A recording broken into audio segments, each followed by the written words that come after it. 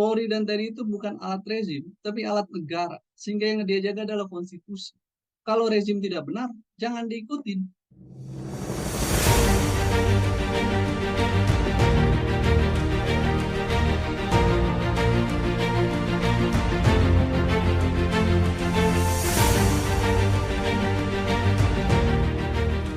Jika benar bahwa aparat kepolisian diduga terlibat di dalam pemasangan baliho itu saya ingin katakan secara tegas ya, bahwa berarti ada keberpihakan. Berarti ada keberpihakan kepada Pak Prabowo dan Gibran. Jika benar itu terjadi, saya ingin bilang kepada kepolisian bahwa kalian sedang mengubur diri kalian sendiri dan organisasi kalian.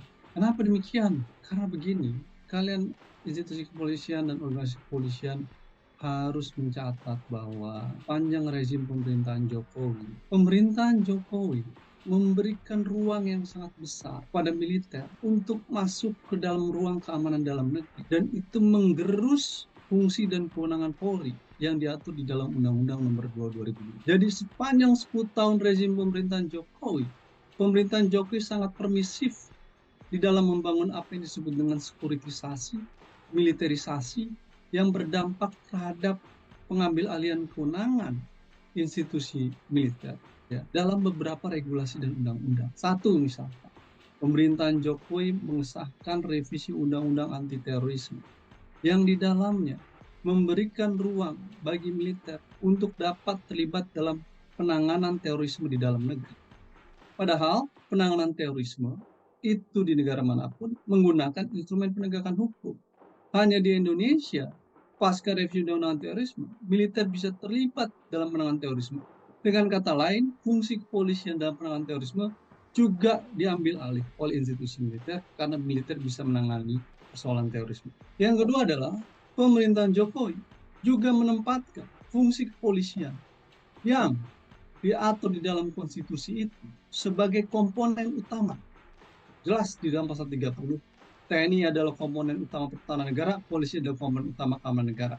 Tetapi rezim pemerintahan Jokowi melalui pembentukan undang-undang komponen cadangan negara mengubah fungsi dan tugas dan posisi Polri yang tadinya sebagai komponen utama di dalam konstitusi berubah menjadi komponen cadangan. Baca undang-undang komponen potensi sumber daya nasional. Disebutkan secara tegas bahwa Polri adalah komponen cadangan sama seperti Ormas dan lain sebagainya. Bukan lagi menjadi komponen utama. Padahal di dalam konstitusi, Polri adalah komponen utama. Oleh karenanya, pemerintahan Jokowi mendowngrade posisi Polri dari komponen utama menjadi komponen cadangan, diatur dalam undang-undang potensi sumber daya nasional. Dan itu jelas-jelas bertentangan dengan konstitusi. Yang ketiga, yang terbaru adalah pengesahan undang-undang ASN yang memberikan ruang militer untuk bisa terlibat di dalam institusi. Saya ingin katakan bahwa inilah yang disebut dengan dwi-fungsi ABRI yang dulu di masa Orde Baru mengakibatkan terjadinya penempatan institusi TNI dan Polri dalam satu kesatuan organisasi bernama ABRI. Dan pada era Orde Baru tersebut, polisi berada dalam kendali ABRI. Dan oleh karena itu, polisi tidak memiliki kewenangan dan ruang yang luas karena berada dalam kontrol ABRI. Hari ini Undang-Undang ASN memberikan ruang itu, sehingga kemudian dinamika kembali di fungsi ABRI ditandai dengan pengesahan Undang-Undang ASN tersebut.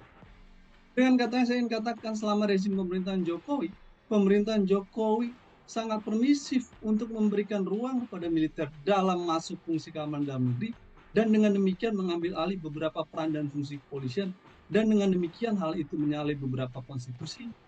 Dan oleh karena itu, jika benar dugaan itu terjadi, maka saya ingin bilang bahwa sesungguhnya institusi kepolisian sedang menggali kuburannya sendiri.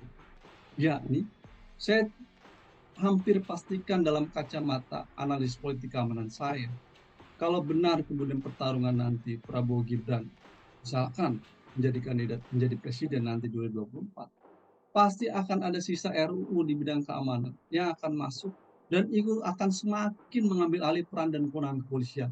Yang pertama adalah RUU TNI, yang kedua adalah RUU Keamanan Nasional. Yang di dalam dua RUU tersebut jelas-jelas memberikan ruang kepada militer untuk masuk jauh di dalam penanganan keamanan dalam negeri.